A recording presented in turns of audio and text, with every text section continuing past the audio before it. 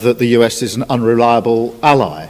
The US has been a reliable ally to the UK for many, many decades and continues to be. Thank you all very much indeed. Thank you.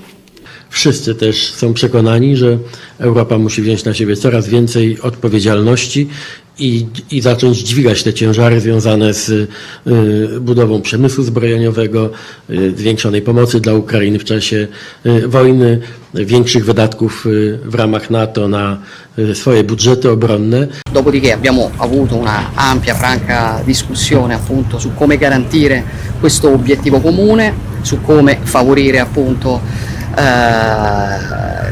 anzi su come evitare che ci siano delle divisioni all'interno dell'Alleanza Atlantica, dell'Occidente, e mi pare che su questo ci siano ampie convergenze. Ci sono varie proposte sul tavolo, penso che chiunque mette sul tavolo una proposta faccia in questo momento una cosa utile. Poi ci possono essere perplessità su alcune proposte che vengono avanzate, però insomma c'è la volontà di dare tutti una mano e questo mi pare molto molto importante in questa fase. Ecco, cioè alla fine l'unica cosa che davvero noi non possiamo permetterci è una pace che non rimane, e questo non se lo può permettere l'Ucraina, non se lo può permettere l'Europa. Hello and very good evening. Thanks for tuning into CNN News 18. You're watching Nation at 5 with me, Kritsween Walia. We first up start with a big political comment that's being spoken of by many in the INDI bloc, the one that's coming from Assam Chief Minister Himanta Biswa Sarma, who's pinned the blame solely on the left and liberals. He says they are the ones who are trying to endanger Hinduism. He says it is those within the society that are looking at putting an end to Hinduism. He's also taken a sharp jibe against both Congress leader Rahul Gandhi and TMC Supremo Mamata Banerjee. Has also drawn an Aurangzeb analogy while saying that even Aurangzeb could not destroy Hinduism. While the TMC has come out with a sharp rebuttal and has rejected all of those claims, once again has alleged that the Chief Minister of Assam is attempting to divide the society and stoke communal tensions. We listen into the host of comments, but first I begin with what exactly was said by the Assam Chief Minister. Hindu के लिए सबसे जो खतरा मैं मानता हूं, हमारे left और लिबरल लोग ही हमारे समाज का सबसे खतरा है। कोई लोग भागना शुरू किया, लोग घर से निकाले, कोई लोगों को हिंदू धर्म को परिवर्तन करने के लिए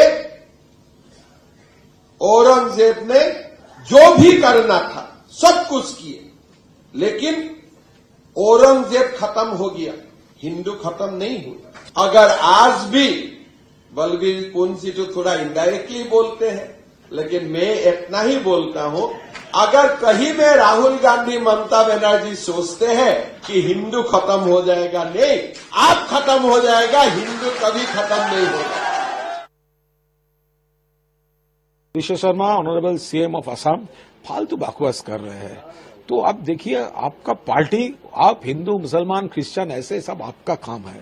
ये बंगाल है, यहाँ पर हिंदुओं भी ममता जी का सपोर्टर है, मुस्लिम लोगों भी ममता जी का सपोर्टर, क्रिश्चियन पूरा ममता जी की ही सपोर्टर पूरा बंगाल है, क्योंकि यहाँ का जो डेवलपमेंट स्कीम्स है इसके ऊपर कोई धर्म का नाम नहीं होता। For example Durga Puja promote करने के लिए ममता बनर्जी हर एक दुर्गा पूजा कमेटी को फंडिंग करता है।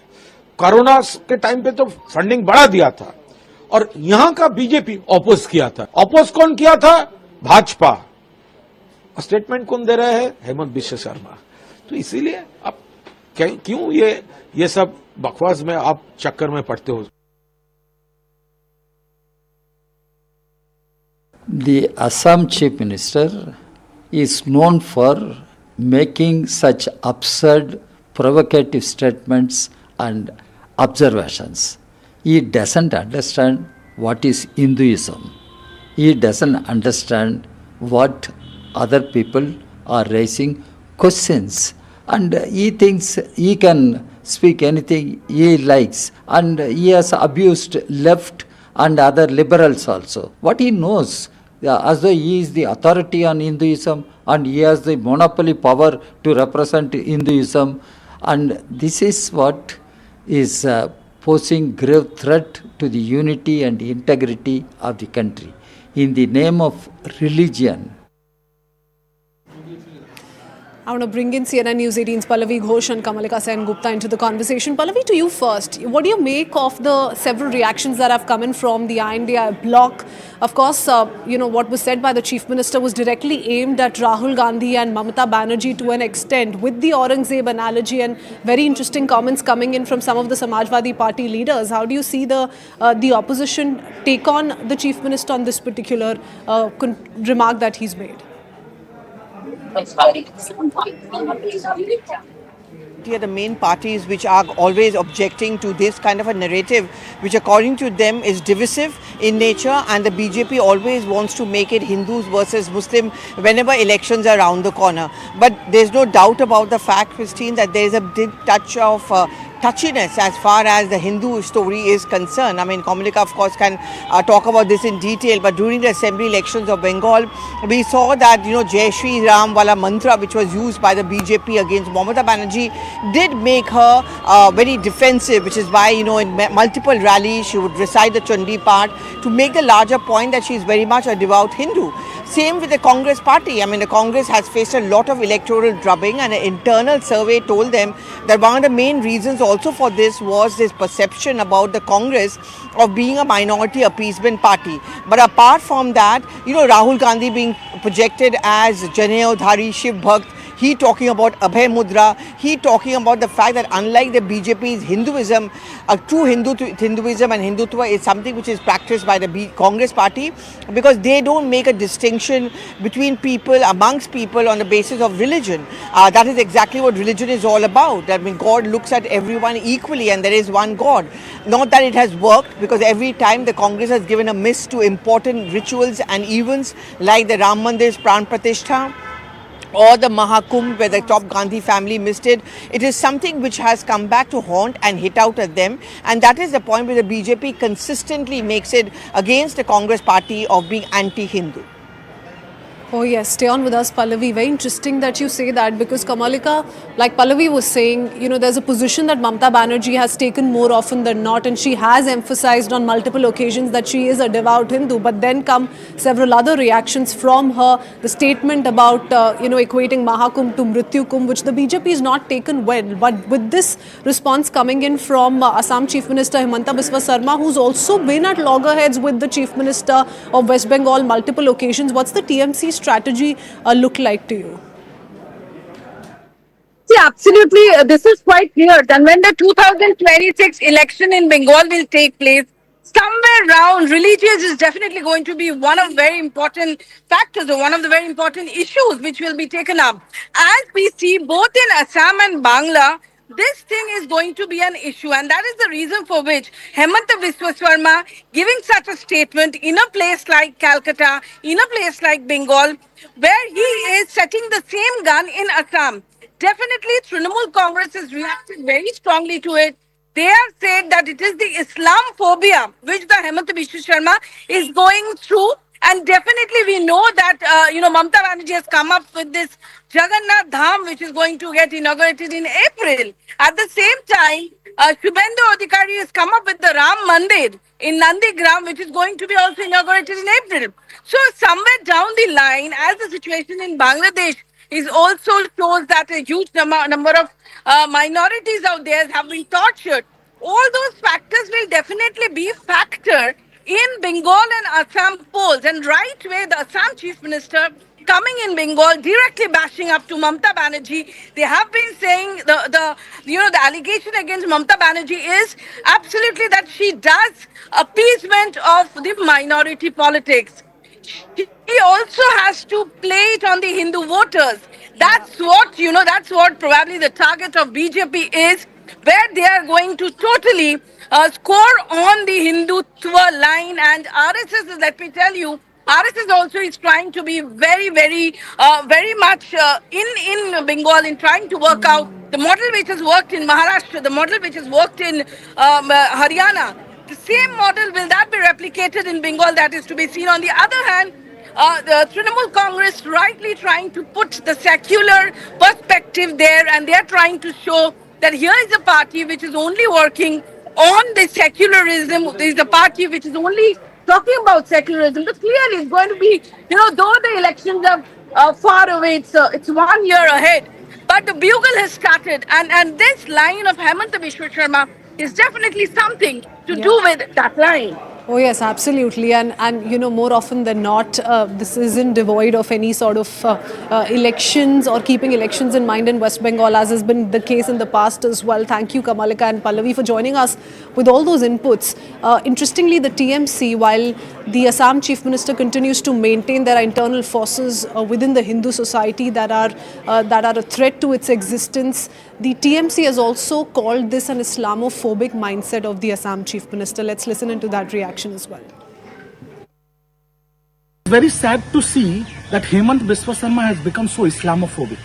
As the Chief Minister of a state, him, by being so Islamophobic and making these Islamophobic statements, is not only unacceptable, but in a secular country, it is unconstitutional. It is becoming very unbecoming of him. Secondly, Himanta Biswa Sharma should not lecture Mamata Banerjee. And we believe that in Bengal, that everybody has the right to practice their own religion, but the festivities are for everybody. And I want to tell Himanta Biswa Sharma, Narendra Modi and the entire BJP cabal that BJP does not mean Hinduism. Hinduism is much larger than BJP, or for that matter any political party, any politician. All right, parallelly speaking, another comment is coming from Samajwadi Party's Abu Azmi, and that comment, viewers, hasn't gone down well with Eknath Shinde. Abu Azmi has been all praises for Aurangzeb, the man who has been criticized by Himanta Biswa Sharma, the Assam Chief Minister, has been seen as a figure who was not cruel by Samajwadi Party's Abu Azmi, and Eknath Shinde's party has taken strong objection to this kind of positive analogy which has been drawn by the SP leader. Listen in. नहीं सब गलत history दिखाई जा रही है। औरंगजेब रहमतुल्लाह अलैह ने बहुत सारी मंदिरें बनवाई हैं, और आप वाराणसी में जाकर देखेंगे एक बच्ची, पंडित की बच्ची को जब उनका ही एक सिपाही सालार उसके साथ शादी करना चाहता था, उन्होंने उस सिपाही सालार को 2 हाथियों के बीच पैर बांध कर मार दिया, और उन पंडितों ने उनके लिए एक मस्जिद बना के दिया वहाँ पर। क्या बात करते हैं, ये गलत हिस्ट्री। तो औरंगजेब क्रूर शासक नहीं है? बिल्कुल नहीं, मैं बिल्कुल क्रूर शासन नहीं मानता। उनका बयान बहुत ही गलत है और निंदाजनक है। जो औरंगजेब ने छत्रपति संभाजी महाराज को 40 दिन इनका हलाल किया है, अत्याचार किया है, उनके नाखून निकाले, आंख निकाले, चमड़ी उधेड़ दी, जबान काट दी, ऐसे औरंगजेब को अच्छा कहना ये तो महापाप है। और इसलिए ये अबू आजमी, इन्होंने माफी मांगनी चाहिए, या हमारे मुख्यमंत्री उन्होंने भी बहुत ही गंभीरता से उनकी बात को लिया है, और निश्चित रूप से ऐसे अबू आजमी को जिन्होंने देशभक्त का अपमान किया है, शिवाजी महाराज, छत्रपति संभाजी महाराज, ये हमारे राष्ट्र पुरुष थे, ये राष्ट्र पुरुषों का अपमान है, इसलिए उनके ऊपर देशद्रोह का गुना दाखिल करना चाहिए।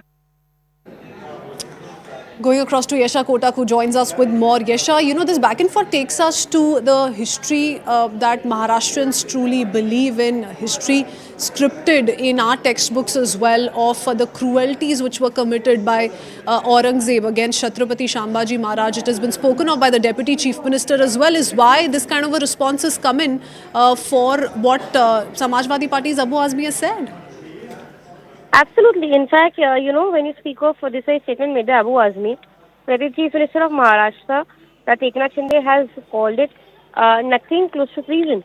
In fact, on this statement of the Samajwadi leader Abu Azmi, Eknath Shinde has hit back because of the fact that Abu Azmi has defended the Mughal Emperor Aurangzeb. In fact, the fact that Abu Azmi mentioned that all the history that was shown is wrong, and Abu Azmi and Aurangzeb built many temples, and he is not a cruel leader. But to which, Eknath Shinde has called out, saying that these statements are absolutely wrong and unacceptable, and has also cited the 40-day torture of Chhatrapati Sambhaji Maharaj, by Aurangzeb. Because, going further, Eknath Shinde has also said that calling Aurangzeb a good person is the biggest sin, and that he should apologize immediately. And, he also said that he believes that Abu Azmi should be charged with treason. Yes. Oh yes, absolutely. Yes, not just that. Do remember that Aurangzeb as a historical figure has also been someone who's been spoken of time and again, especially by those who have constantly evoked the Mandir Masjid legal battles in the country, isn't it? And the biggest allegation against him has been of destroying temples in the country, and yet we see the Samajwadi Party leader be all praises for him. Absolutely, and like you rightly mentioned, that this is not the first such instance where Aurangzeb has been cited. In fact, when you speak of the statements that have been made, there have been statements which say that Aurangzeb was not just a king, but under him India had also prospered as golden bird. So all of these, have been instances where Abu Azmi had earlier as well, praised Aurangzeb, but the fact remains, and everyone has seen in the history textbook about polarization done by Aurangzeb, and which is where the Hindu-Muslim debate that cites has usually the mention of Aurangzeb. And this is something that you speak of, particularly when it comes to the state of Maharashtra, because people in Maharashtra and Marathas, they in fact revere Chhatrapati Shivaji Maharaj, and for having made a statement like this, it's not something that goes really well in Maharashtra. So this very statement coming in from Abu Azmi is something that has already been criticized by the Deputy Chief Minister. Yes. Okay, thank you, Yasha, for putting all of those reactions in perspective for our viewers this evening. We now shift our attention, viewers, to the state of Gujarat. The Prime Minister remembers on a 3-day visit to the state, and last night is when the Prime Minister, in fact, was residing at a forest guest house, following which we saw visuals of a morning safari, which was undertaken by Prime Minister Narendra Modi. This was at the Gir National Park, and this on World Wildlife Day. So a very interesting coincidence there. The Prime Minister spent the night, like I said, at the forest guest house managed by the State Forest Department, went on the lion safari early this morning. Some of the other ministers also accompanied him. Senior Forest Department officials were alongside. And the Prime Minister also chaired the 7th meeting of the National Board for Wildlife following the safari that was undertaken by him. He reiterated the commitment to protect and preserve the incredible biodiversity of our planet on the occasion of World Wildlife Day. And in more news, we have information coming in on the Prime Minister chairing the 7th meeting of the National Board for Wildlife. To get into the details, during the meeting, the Prime Minister released the report of the first ever riverine dolphin estimation in the country, which estimated a total of 6,327 dolphins. This pioneering effort involved surveying 28 rivers across 8 states. Uttar Pradesh recorded the highest numbers, followed by Bihar, West Bengal, and then Assam. The Prime Minister also announced that the cheetah introduction will be expanded to other areas, including the Gandhi Sagar Sanctuary in Madhya Pradesh and Bania grasslands in Gujarat. So that's a little bit of a follow-up as far as this 7th meeting of the NBW, the National Board for Wildlife, is concerned. Payal Mehta joins us with more details. Yes, do take us through the key takeaways, Payal. It's a very important meeting that the Prime Minister, in fact, has been holding today. Remember, he was one of the first few people to put out that tweet essentially this morning, talking about the importance of wildlife conservation and wildlife protection. And the Prime Minister, in fact, made a visit to the Gir Sanctuary, where he, in fact, shot a lot of pictures of the Asiatic lions, the largest contingent of lions, across the globe. And of course, the Prime Minister, in fact, then went on to chair a particular meeting where he, of course, has announced that cheetah introduction will be expanded to other areas, like you mentioned, the Gandhi Sagar Sanctuary in Madhya Pradesh. It's already there in a lot of sanctuaries in Madhya Pradesh, and is very in good news for people of Gujarat. It will also be present in the grasslands of Gujarat as well. The Prime Minister has, in fact, pioneered the effort of surveying 28 rivers across 8 states with more than 3150 Mondays dedicated to covering 8,500 kilometers, where you will also see an estimated 6,327 dolphins being introduced. And that's something which is going to be extremely important, as far as our wildlife conservation preservation drive is concerned. And more than anything else, it's going to be a huge attraction for the youngsters in particular, children in particular, who actually crave, to see these wildlife sanctuaries. We've seen people, Christine, go all over the globe. We've seen people go to Africa, to undertake these safaris, looking at the wide range of animals that are available in the wild. But of course, India has that natural habitat that offers. This can actually become the home of these wild animals. And of course, that's why we've been bringing in the mission. Cheetah has already been in action, and more will follow. course, that's the commitment of the Prime Minister. Basically, India is going to be the destination of not just the people across the entire world who wants to come and make in India, but also now, to in fact come and see how, not just human beings, but even the wild animals can thrive in India. Okay, many thanks, Pal, for getting us all those details. With that, we quickly shift our attention now to more we're tracking from the state of Karnataka. Now, we're learning that this is a big announcement that's coming from Karnataka Speaker. The Karnataka Assembly Speaker under fire for renting recliners and massage chairs for the MLAs to rest during the lunch hour. Although the Speaker has tried to justify the move, has said it's to ensure that the MLAs don't leave the Assembly to take rest and to improve attendance. All of this being done to ensure that more and more MLAs turn out for the Assembly session. But the opposition, BJP, has hit out and they say that this wasn't asked by the MLAs. This wasn't a demand put forth by the MLAs, and all of these luxuries are really not needed, as it sends a wrong signal. In fact, State Minister Ishwar Khandre also said that all legislators have crossed 50 years of age and have become senior citizens, and they're all working under tremendous pressure. So just to improve productivity, if the Speaker has put forth this proposal, what is wrong in it? So Karnataka leaders, Congress leaders, in support of the Speaker's proposal. The BJP, of course, says this is absolutely unnecessary, and the Congress Karnataka leaders, in fact, of the opinion that the BJP is unnecessarily trying to politicize the entire matter. An announcement that's come in given the Karnataka Assembly Speaker and his intent to introduce recliner chairs in the Assembly lounge for the legislators. I want to go across to Sudat Bhardwaj, who joins us with more details. Sudat, tell us whether or not, the announcement that's come in from the Karnataka Assembly Speaker is still at a proposal stage, and also the kind of political back and forth that's being witnessed over the same. Well, the pictures say it all. The massage chairs are well and truly there at the Vidhan Sabha itself.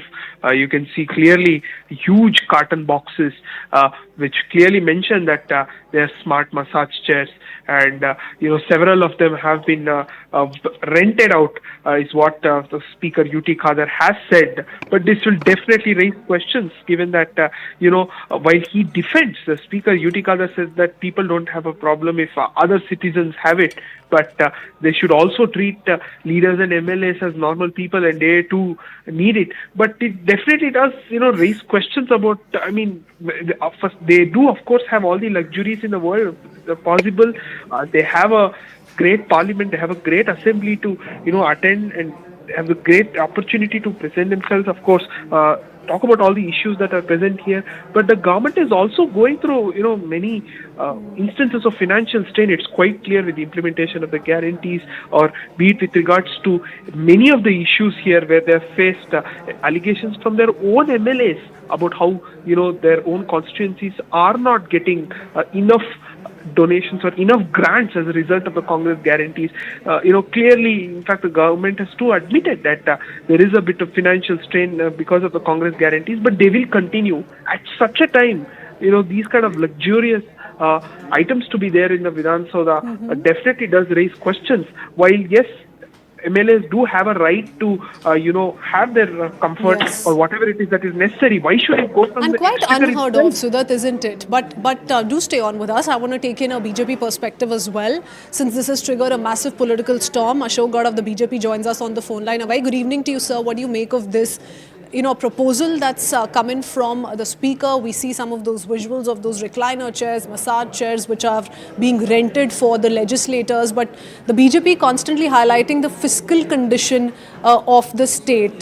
Do you think it's a valid concern being raised by your outfit? Definitely, because they don't have money even to pay the guest lecturer's salary, even to pay the salaries of drivers and conductors of the buses. They don't have money even for a fuel. So many buses are standing with tire puncture not being repaired in so many depots of Karnataka. So when this is a condition, when the MLAs and the Speaker says MLAs needs comfort, then the basic essential, that is the food part for the drivers, conductors and so many other people like guest lecturers, is it not required? Are we putting our budgeted money to the luxuries of only the MLAs? Does our drivers, conductors and guest lecturers does not deserve the basic necessities even for a salary? Is this where the Karnataka government is? All this is happening. Karnataka is a basically resourceful state, but this is happening because of the mismanagement by Siddaramaiah government and his colleagues. That is the thing which we Clarification need seems to be blamed. Mr. Gowda, that this is being done to improve attendance, prevent lawmakers from leaving after lunch. But we've not seen any other state implement this kind of a tactic. Where do you think this is coming from, and why do you think the Congress is trying to implement this not so heard of, luxury for the MLAs? Karnataka Congress thinks that by putting this kind of a massage chair and recliners, will the MLAs come? If they don't have motivation to come and speak inside the house, what will the massager help? And then they will say later, then somebody needs to massage physically also, and they will get into that extent. Where will we go? Okay, Mr. Gowda, thank you so much for sharing your thoughts, on that big story. I want to go across to Harish Upadhyay, who's joining us on the broadcast as well. Harish, do tell us about where this is coming from. We've heard it from the Speaker. There is a 50-plus age criteria logic which is being cited by the Congress. But like I said, it's quite unheard of. And then if you talk about luxuries that need to be provided to the legislature, so the attendance rate is higher, then there's no stop or an end point to this, isn't it? Well, Christine, it stems from the fact that the Speaker and perhaps the large part of this assembly believe that these MLAs who come here are doing a great favor to the nation or to the state by being present in the assembly. They forget the fact that it's a responsibility. It's a responsibility that they volunteer to take while standing for election. And if just attending an assembly, which doesn't happen every month, every week, it happens only thrice or 4 times in a year, and that too for a period of around 10 days or so. If attending those is taking a toll on their health, if they're unable to do that, if their health is not allowing them to do that, then there should be a larger question on whether they should contest election at all. Because the kind of frivolous reasons being given by the Speaker here.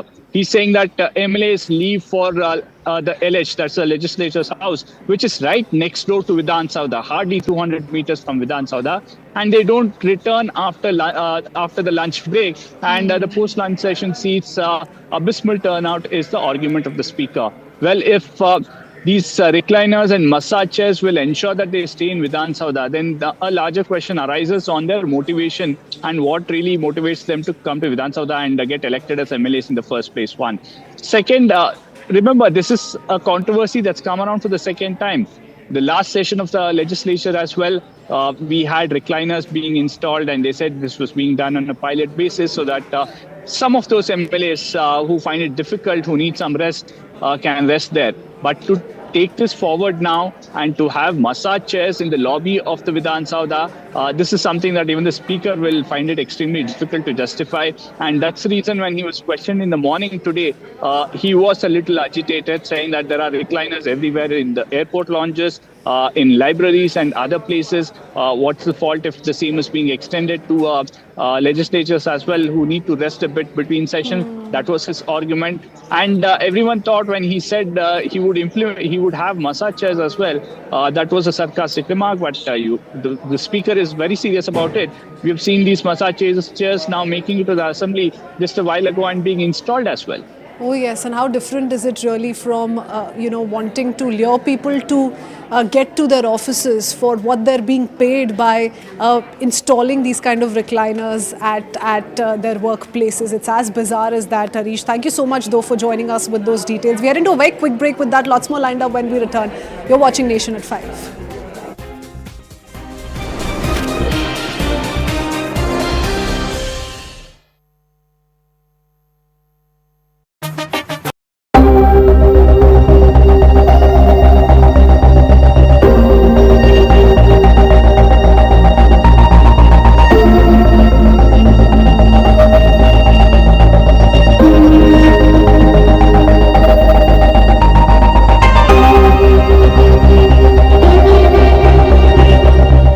First priority of this government, of any government, first, we will keep the military aid flowing and keep increasing the economic pressure on Russia to strengthen Ukraine now.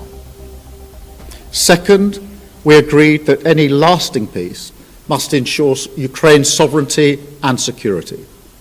and Ukraine must be at the table. Third, in the event of a peace deal, we will keep boosting Ukraine's own defensive capabilities to deter any future invasion. Fourth, we will go further to develop a coalition of the willing to defend a deal in Ukraine and to guarantee the peace. The UK is prepared to back this with boots on the ground and planes in the air. Together with others, Europe must do the heavy lifting. But to support peace in our continent and to succeed, this effort must have strong US backing. And today I'm announcing a new deal which allows Ukraine to use £1.6 billion of UK export finance to buy more than 5,000 air defence missiles, which will be made in Belfast, creating jobs in our brilliant defence sector. This will be vital for protecting critical infrastructure now and strengthening Ukraine in securing the peace when it comes. We are at a crossroads in history today. This is not a moment for more talk. It's time to act, time to step up and lead, and to unite around a new plan for a just and enduring peace. Nobody wanted to see what happened last Friday, but I do not accept that the US is an unreliable ally. The US has been a reliable ally to the UK for many, many decades and continues to be.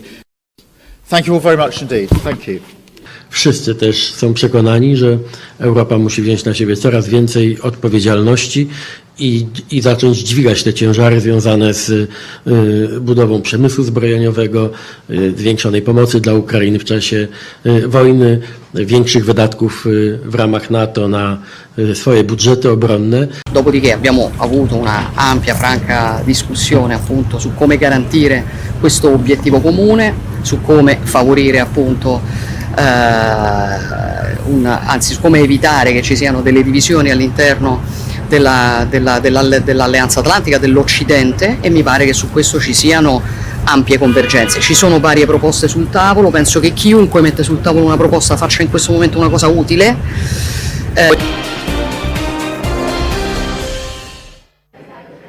Welcome back. Thanks for staying tuned to CNN News 18. We return with an excellent piece of news coming in for the fans of Indian cricket, and this is announcement regarding Rishabh Pant being nominated for the Laureus World Sports Award.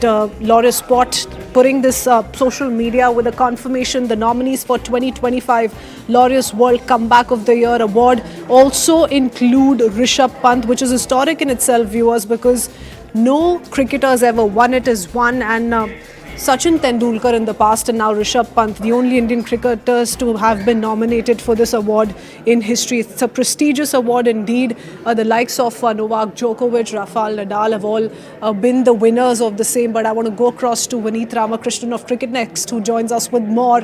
What really makes Rishabh Pant the favourite choice for the Laureus World Comeback of the Year, and why Rishabh Pant, Vineet? What's your assessment?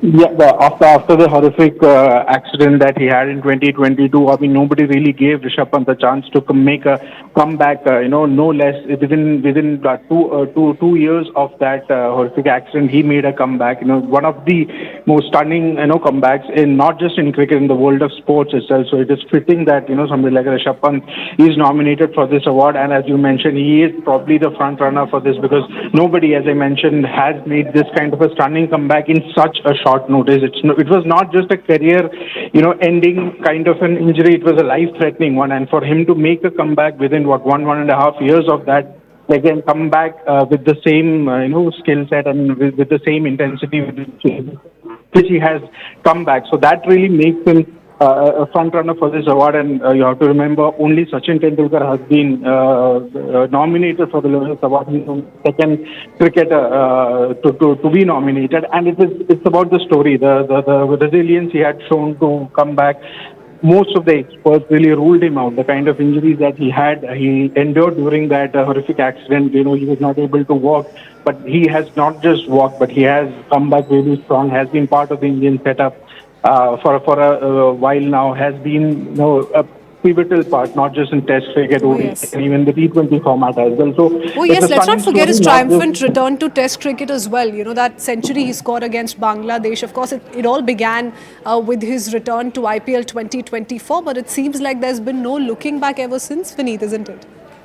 Absolutely, there's been no looking back for him, and it's kudos to the system itself, BCCI itself. You know how they backed him and supported him, and through all his journey towards through the comeback, it was the BCCI who really supported him, gave him all the kind of support that was, and himself, you know, great strides for him. Within 6 months of that horrific incident, you know, he was back to training, even though it was his crutches. But as I said, you know, it was kind of an incident where nobody really gave him a chance to make a comeback or make a return to cricket, but he did that in record time. Within 2 years of that incident, you know, he was back fully fit, and now he is again a very pivotal part of the Indian cricket team as well. So yeah, a well-deserved award for him, and he surely is a front runner to win the Laurier's World Comeback of the Year this year. Okay, you know, can you also give us a little bit of details of when we can expect the announcement, the big announcement, and whether or not it will be in Rishabh Pant's favour indeed?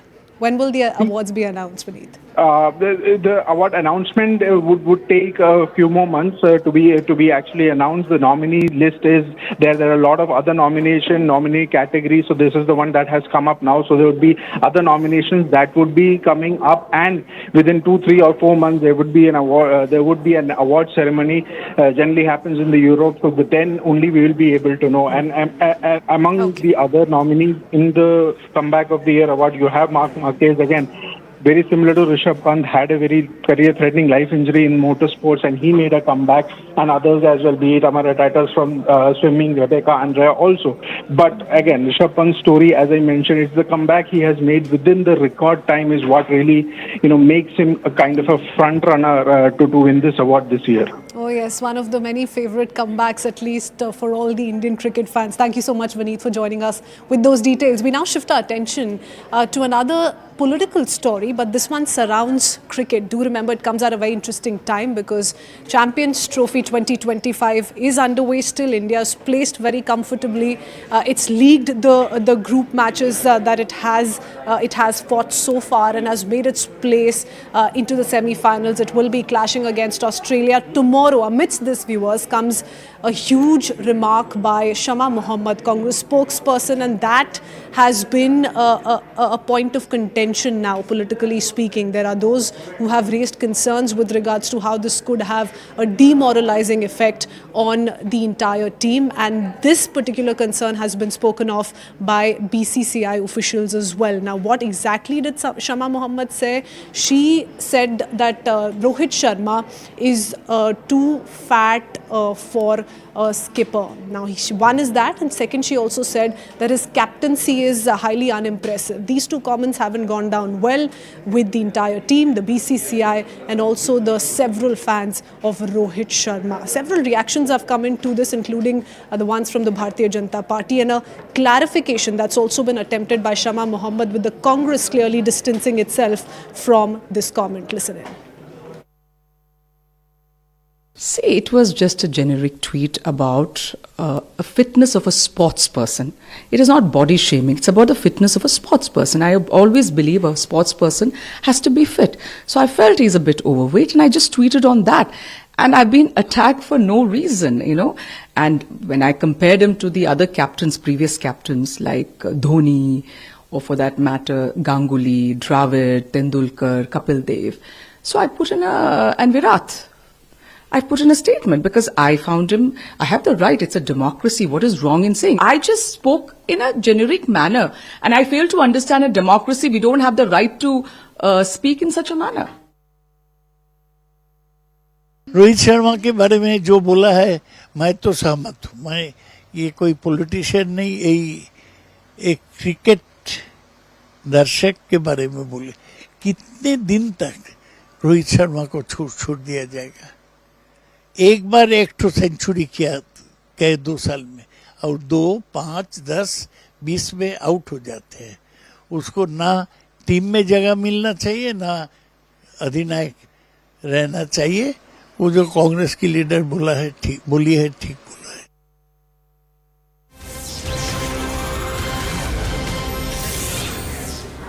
While the party has distanced itself from Shama Mohammad's comments, she's come out with a clarification and said that this was not fat shaming. Another comment has come in from Shama Mohammad in her defense. She says, do not bring in the Congress party into this. This is indeed her personal opinion. Listen in.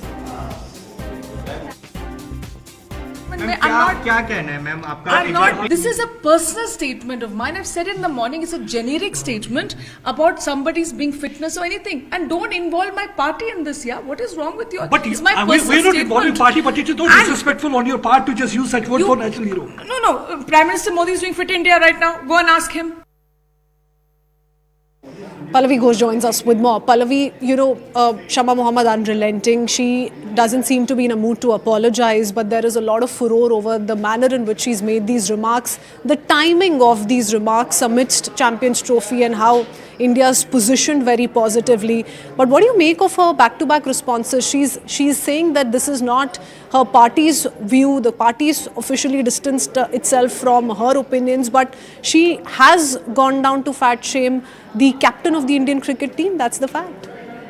Yes, that's right. And I think the objections are on 2 points. One, of course, fat shaming. I mean, looks don't matter when it comes to your capability. And the second important point which is being raised is of the fact that, how can you question his ability as a captain when he has been successful? And this is a match which was actually won by India. So these are the two reasons why the Congress party is fearful of this perception that, one, the Congress doesn't have a sporting spirit, and that looks become something which is a prime factor in deciding the merit or capability of any individual. And therefore, they've asked her to delete. It was quite a public reprimand coming in, and I can understand where Shama Mohammad is coming in from. It would be deemed to be humiliating for her, and that's the reason why she's unrelenting and perhaps telling her own party that this was my own opinion. I was nowhere speaking as a spokesperson of the party. Absolutely, but the worry begins when the likes of Saugata Roy of the TMC start echoing her sentiment or comment. Thank you so much, Pallavi, for joining us with that quick update. Let's play out more reactions we picked up so far. नहीं, मेरा ख्याल ऐसा नहीं करना चाहिए, इन चीज़ों से परहेज करना चाहिए। और रोहित शर्मा एक अच्छे हमारे प्लेयर हैं, खिलाड़ी हैं, क्रिकेटर हैं, और जब से वो कैप्टन बने हैं इंडियन टीम अच्छा कर रही है उनके नेतृत्व में। तो ऐसे व्यक्ति के बारे में कोई इस तरह की बात पटाख बात नहीं करनी चाहिए। इतिहास में जाने वाली बात है कि हम लोगों ने सचिन तेंदुलकर को राज्यसभा में लाया था, शायद इस बात को वो भूल रहे हैं। और हमेशा कांग्रेस पार्टी का यह रवैया रहा है या हमारा एम रहा है कि स्पोर्ट्स को ज़्यादा से ज़्यादा बढ़ावा दिया जाए। The comment made on Rohit Sharma's body not only falls in the category of fat shaming and body shaming, which should not be done, but Congress says that his track record is unimpressive. Here is a party whose captain Rahul Gandhi has given them 90 ducks, 0, 0, 0, 0, 0, 0, 6 times in Delhi. We have seen the performance and track record of their own captain, that 90 elections have been lost by them under his captaincy. When India wins, and we have won against Pakistan, we have won against New Zealand, it seems that Congress party is very upset that India is winning the matches, and this is the negativity and their hatred for everything that is celebrated as the victory of India. देखिए, मेरा personal मत और मेरे party का भी मत अगर पूछा जाए तो इस तरह से किसी को भी बॉडी शेमिंग करना, ये हम उसको मान्यता देंगे नहीं। दूसरी बात यह है कि इस तरह से हमारे जो देश के लिए जो खेलता है उसी खिलाड़ी के लिए इस तरह से बात करना, ये मेरे हिसाब से ठीक नहीं रहेगा, लेकिन वो पार्टी उनका जवाब पूछेगी उनको। What do you have to say on her social media post? My view is that we should not attach any importance to that statement because she has got nothing to do with the cricket. Okay. So in individual capacity, she might have made this statement because Congress party has already denied having any association with this statement. Correct. The spokesperson Pawan Kheda has already said that party hasn't got anything to do with this statement. Party normally does not comment about the individual players or sports persons. Okay. Party always keep away from such kind of statements. So party has got nothing to do with that. And as far as BCCI is concerned, he is the captain of the Champions Trophy team. Yes. And he is the captain of the team and doing very well. We are winning all the matches. So according to us, he is completely fit, totally fit, and playing well. Okay, sir, but at the time when team has won, Rohit has contributed so much to the Indian cricket. We all look up to him for his contribution, and spokesperson of a national party making such remarks on social media. Are we overreacting, or perhaps this reaction over a tweet is justified? I don't think any importance should be attached to this because party has denied. And party made any comment. Party has already dissociated itself from the remark. Okay. So individuals comment, any individual may comment anything. Not many people they keep writing on social media. So that's beside, but party has got nothing to do with this. And BCCI is of the firm opinion that his contribution is immense as far as Indian cricket is concerned. He is the captain of the Champions Trophy and the team is doing well. Rohit is a class player, and he has delivered so many times for the country, and he's a super player. When he gets going, he's a treat to watch. Sharma है कौन, पहले तो ये बताइए। आपने इतनी उनको footage दे दी, इतनी लाइमलाइट दे दी, मैं तो जानता नहीं कौन है। और अगर किसी पार्टी की स्पोक्स पर्सन है तो उनको थोड़ा तो अपनी जो दिया प्लेटफॉर्म उसकी मर्यादा तो रखनी चाहिए। तो मुझे लगता है कि ऐसी बातों को सीरियसली लेना नहीं चाहिए, क्योंकि उनको जब पता ही नहीं कि उसकी मैच फिटनेस क्या चीज़ है, फिजिकल फिटनेस क्या चीज़ है, क्या चीज़ चाहिए होती है क्रिकेट में, और वो कैसा कैप्टन है। और इतने बड़े शख्सियत के बारे में आपने ऐसे इतना लूजली कमेंट करना, अगर आप कोई जाने बचाने लोग हैं तो मुझे लगता है कि शर्मनाक बात है। All right, many call it shameful given that this is the man who is leading the playing 11 going into semi-finals, which is slated to take place against Australia tomorrow. Heading into a very quick break with that. Lots more lined up when we return. Keep watching.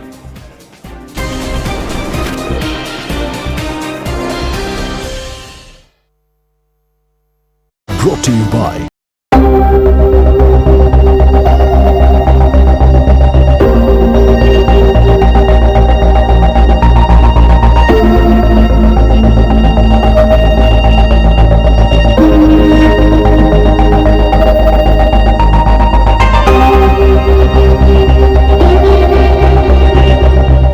first priority of this government, of any government, first, we will keep the military aid flowing and keep increasing the economic pressure on Russia to strengthen Ukraine now. Second, we agreed that any lasting peace must ensure Ukraine's sovereignty and security, and Ukraine must be at the table. Third, in the event of a peace deal, we will keep boosting Ukraine's own defensive capabilities to deter any future invasion. Fourth, we will go further to develop a coalition of the willing to defend a deal in Ukraine and to guarantee the peace. The UK is prepared to back this with boots on the ground and planes in the air. Together with others, Europe must do the heavy lifting. But to support peace in our continent and to succeed, this effort must have strong US backing. And today I'm announcing a new deal which allows Ukraine to use £1.6 billion of UK export finance to buy more than 5,000 air defence missiles, which will be made in Belfast, creating jobs in our brilliant defence sector. This will be vital for protecting critical infrastructure now and strengthening Ukraine in securing the peace when it comes. We are at a crossroads in history today. This is not a moment for more talk. It's time to act, time to step up and lead, and to unite around a new plan for a just and enduring peace. Nobody wanted to see what happened last Friday, but I do not accept that the US is an unreliable ally. The US has been a reliable ally to the UK for many, many decades and continues to be. Thank you all very much indeed. Thank you. Wszyscy też są przekonani, że Europa musi wziąć na siebie coraz więcej odpowiedzialności i zacząć dźwigać te ciężary związane z budową przemysłu zbrojeniowego, zwiększonej pomocy dla Ukrainy w czasie wojny, większych wydatków w ramach NATO na swoje budżety obronne. Dopodiché abbiamo avuto una ampia, franca discussione appunto su come garantire questo obiettivo comune, su come favorire appunto anzi su come evitare che ci siano delle divisioni all'interno dell'Alleanza Atlantica, dell'Occidente, e mi pare che su questo ci siano ampie convergenze. Ci sono varie proposte sul tavolo, penso che chiunque mette sul tavolo una proposta faccia in questo momento una cosa utile.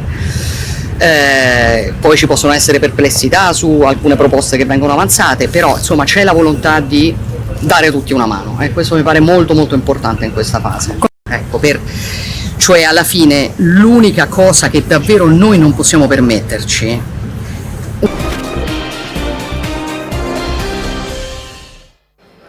Welcome back. Thanks for staying tuned. You're watching Nation at 5. We return with a breaking news update coming in. This is news regarding a joint operation by Haryana STF and Gujarat ATS. A suspect named Abdul Rahman, resident of Faizabad, has been arrested with 2 grenades in his possession near Faridabad. Both have been defused, but authorities say he was in contact with a terrorist organization and also planned to carry out a major terrorist incident soon. It's a big breakthrough by our forces, a joint operation, like I said, of Haryana STF and Gujarat ATS. In fact, a lot of other inputs coming in as per highly placed sources. We're learning that a huge recovery of hand grenades has been made from Abdul Rahman. Also learning that it was found that during Kumbh multiple attempts were made which was scuttled by our security agencies. He was also attempting to attack some of the temples in the country, and a proper recce was also conducted by him. Agencies are also now probing whether he's a handler or he was self-radicalized. So a big breakthrough as far as this joint operation is concerned, conducted by Haryana STF and Gujarat ATS, and the man you see on your screens is the accused Abdul Rahman. I will go across to Anvit Srivastav, who joins us with more details. Apart from grenades being recovered by the suspect in this case, do tell us about the investigations and what they've revealed so far about him. More importantly, whether or not he was working for a terror organization or a handler perhaps, or self-radicalized. Anvit. See, the man has been identified as Abdul Rahman, and he has been arrested following a joint operation in fact by the Gujarat anti-terror squad and that of Haryana. And it is being said by the agencies that he is a radicalized person, and he is also suspected to be a terrorist working at the behest of ISIS in India. Now, the police are also saying that operation has led to huge recovery of hand grenades from Abdul Rahman, and it was also found that he had on his target, important installations and places of worship. In fact, it is also being said that Mahakumbh, the gathering, was also one of the targets that he was planning to attack. And in fact, it was also being said that Somnath Temple and Ram Mandir in Ayodhya were also on his target. And it has also been established that there was some recce that was done to carry out these 2 attacks. He is being questioned. He is in the custody, and in fact, the operations are still going on. That is one reason why agencies are not coming out and disclosing more. But huge achievement on part of agencies, especially Gujarat ATS and Haryana ATS. And this operation is expected to be bigger, and more people are being followed up, and the more raids are expected. In fact, the sources are to be believed. Raids are continuing, and more suspects can be arrested in this case who can be linked to this man. High stakes raid indeed, but Anvit, can you also tell us how the agencies managed to track him down? We're talking about a person who was just 19 years old, and whether or not there's a larger network at play here. What else are the agencies trying to unearth? See, the person had been on the radar of the agencies, and he was being surveilled, and following that, a raid was conducted, and these 2 agencies, they conducted a joint raid, and this person was arrested. Now, following his arrest, he was questioned, and following his questioning, some recoveries were made which can easily be connected with him. There are technical and scientific proofs and evidences that the police and ATS have collected. They will also be helping the agencies, the ATS particularly in court, as the officials have said, that they will help them connect this man with the recoveries that have been made, the grenades that have been recovered, and also technical surveillance and phone records are being used to connect him with more suspects who are still under the radar of the ATS and raids. That is why that is the reason why raids are continuing and more arrests in this particular case are also expected. Okay, Anvit, many thanks for joining us with all those details. Raids still being carried out, so there's lots more that we'll keep breaking down for our viewers. For now, we shift our attention to the state of Haryana. These are shocking details in the murder of a youth Congress leader, Himani Narwal. Now, it's shaken the entire nation, but it's also triggered a lot of political reactions. For now, if we talk about investigations alone, the main accused, one of the main accused in the case has been arrested already. The accused, in fact, has made some key revelations to the police. He's told the cops that Himani was killed at her own residence. The police have also recovered Himani's mobile phone and jewelry from the accused. In fact, the police probe so far has revealed that the accused was in touch with the victim through social media for the last 1 month. And it was on the 27th, close to 9 p.m. that the accused came to her house, spent the night there. On the 28th, had a verbal spat with her and then used the wire of a mobile charger to strangulate her to death. So, shocking details coming to light. Remember, the body of the Congress worker was found dumped near a bus stand. Ever since, the family has been making several voices, also has been saying that a political conspiracy entirely cannot be ruled out, but she was a youth Congress worker and was spotted alongside Rahul Gandhi as well during the Bharat Jodo Yatra. So the family definitely drawing Congress's link to the murder as well. BJP also asking its own set of questions. We play out the several reactions that have come in.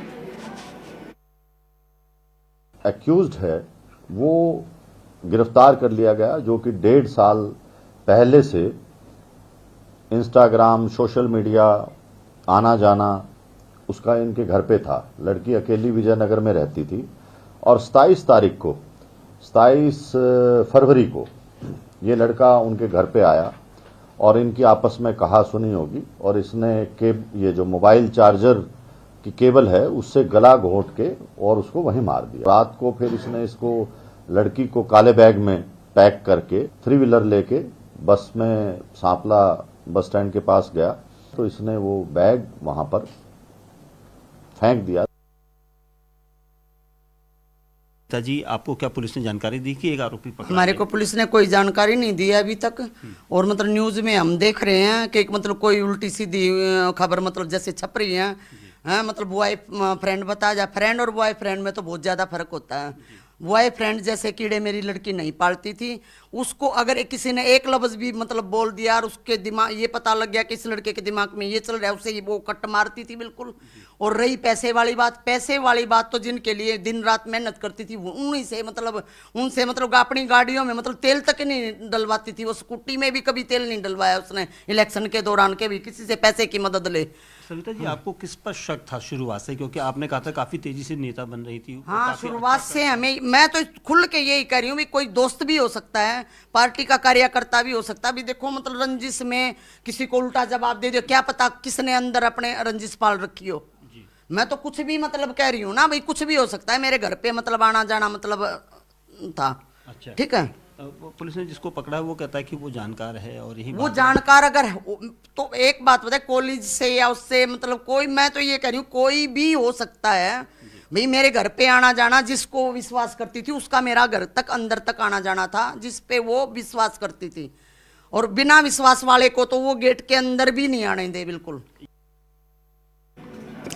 And now we shift our attention to a CNN News 18 exclusive. Christina, the wife of Thomas Gabriel, who was shot dead while illegally trying to enter Israel from Jordan, has spoken to CNN News 18. She says her only wish is that the mortal remains of her husband be returned to her. Listen in.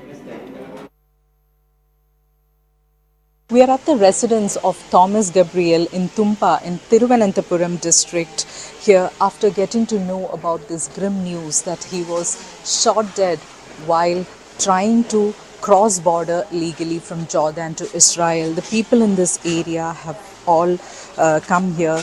It was on 28th that the family received